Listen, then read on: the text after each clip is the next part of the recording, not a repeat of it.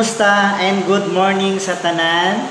And karon na ako diri sa opisina partner and ako gihuman lang nga trabaho no din hunahunaan ako nga at least man lang makahatag ko gamay nga input sa inyo ha or kanang gitawag natong motivation nga sa pagpadayon unsaon nato pag trabaho ang real estate. So by the way, congratulations sa nag-attend og mga training and PKS last Saturday, and I'm sure ang uban excited na unsaon no. So natay kami nga gitawag focus group ana sa mga developers. So i-announce lang nato dito sa group chat katong mga interesado pod no.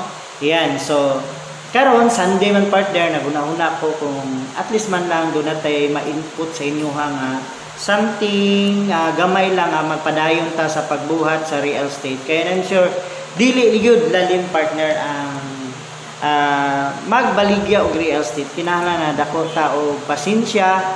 Ano for siyempre kat-uno nato mo na giingon nato sa always sa atong mga orientation nga if you want to earn million, learn how to sell millions. So that's why natay mga training. So mo na nga mong tabang sa inyong partner. The only way nga kamo mo improve, mo grow sa atong negosyo sa real estate, dapat kat-unon. So una-una na kuha na ako, na hunahunaan ako, bago lang nag-istorya ni Sir Ray, nag-uli na siya. So at least man lang makakita mo aning video karon, no? So unang-una ang akong pinakahatag lang na tip sa inyo ha, isa lang kay di na tips kay daghan man. Isa lang tip, unang-una is kung naaman mo sa real estate karon na no nakasulod na mo kay base man gud sa 1 year na ako nga experience diri sa GMC, dunay mga ahente nga come and go lang. Napoy mga ahente nga nagstay pero dili pa gyud ana kay atong nakita nga dili gyud ana ka dali ang pagbaligya og realty property. Pero mo na akong giingon sa inyo, one shot one kill gyud real estate.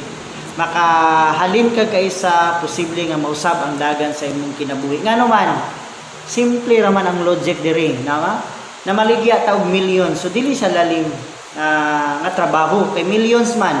Kung maligya ka sa online og ganang mga tigil-tigil lang, mga ginagmay lang, so siyempre dali ra siya, pero dali ra pud mahurot kay gamay man. So kaning millions medyo dugay siya pero makaigo ka one time is posibleng ma-change ang dagan sa imong kinabuhi. So congratulations nga naa ka sa GMC Pioneering Company.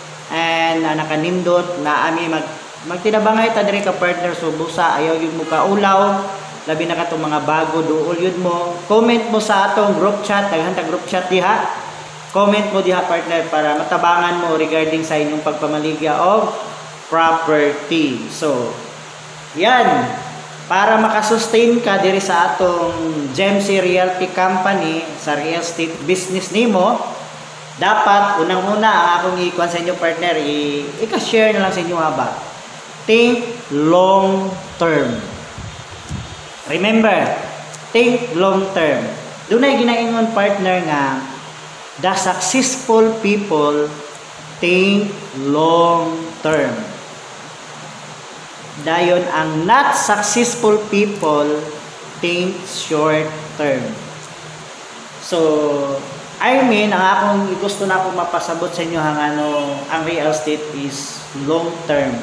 Dapat manggod nga mag-improve ta, maski ako doon na pa ko'y dapat nga improve sa akong pagpamaligya, kaya pamaligya man po ko. So kinahanglan tagaan natong panahon partner, tagaan natong time ang pagkat-on sa atong negosyo real estate, no?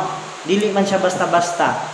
So, makarang gingon sa inyo maghatag mo diri at least 3 years. 3 years nga 3 years nga pagpaningkamot, pagpalahutay. Kay I'm sure kanang 3 years taas sa kay nga panahon kun imo sa tagaag. Nagay uban diri nga pila lang ka bulan, di ba? So far nakita ninyo nakahalin na siya. So ingana lang no. So 3 years enough time na siya, itagaan nimo siya og focus. Focus ka para ma-hit nimo ang imong goal sa imong kinabuhi. Kung unsay gusto nimo mahitabo diya sa real estate. So mo nang gipangutana namo always sa orientation nga how do you see yourself 3 years from now doing real estate? dako kayo partner. Oh, that's why natay mga brokerage, natay mga high-end subdivision. So ingana lang. So kanang period of time 3 years kung consistent ka na partner, I'm sure dako kayo ang changes sa imong kinabuhi. Yan. So think long term. Ang real estate is long term. That's why ang pingan nato atong dignity, atong credibility nga kana makakuan ta sa atong mga kuan ba, sa atong mga buyers, dili ta ma-bad shot nga na ra mo sa partner kay long term man. So kumbaga plantation time pa karon nga nagsulod mo ngano man, nag-learn mo, nag-apil mo mga training because kay maabot ang panahon pag kabalo na gyud mo easy na yung kayo ang pagpamaligya og real estate. Nga na, think long term kay ang realty is long term business. Kung dili ka kagwanta, dili ni para sa imuha. Ay ngano short term naman ang imong gusto. So think long term, mag-improve ta, mugro ta kat uno nato unsaon pagpamaligya. That's why naatay mga training. Tama?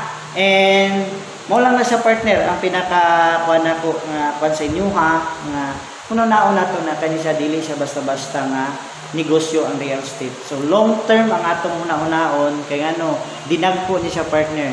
Dinagpo. I tell you usa lang ka transaction diri posible nga ma-change ang dagan sa imong kinabuhi. So ang ako lang pong additional nga tip sa inyo ha para ma-inganyo mo or ma-encourage mo pagtrabaho og real estate, think about your kanang dreams. So dapat na kay dreams diri partner para mao na siya mupukaw nimo unsaon yung pagtrabaho ang real estate. So maglista ka karon, ilista ba nimo or i-drawing nimo nga gusto nimo na kuhaon diri sa real estate. Kay ngano man pag maluya ka, kung imo tug tan-aw ng imong mga dreams, imong gusto nga makuha sa real estate, ganahan ka nga mo trabaho sa real estate. Ganahan na ka mamaligya. Kay ngano naa kay reason ngano imo siyang gitrabaho. Ayan partner, so magbuhat ka og dreams ha. Ilista nimo or imo bag i-drawing or i-print nimo imong tan-awon kay mo na say mahimo mag-serve as motivation para ikaw magpadayon. So long term ang real estate partner. Iyan. So thank you so much no sa gamay lang na time nga inyong nakita ang video. Hope nga kani siya makahatag gamay or I'm sure makahatag dako nga magpadayon sa pagnegosyo especially diri sa GemC Realty. Okay, by the way, thank you so much sa tanan and good morning partner. Bye.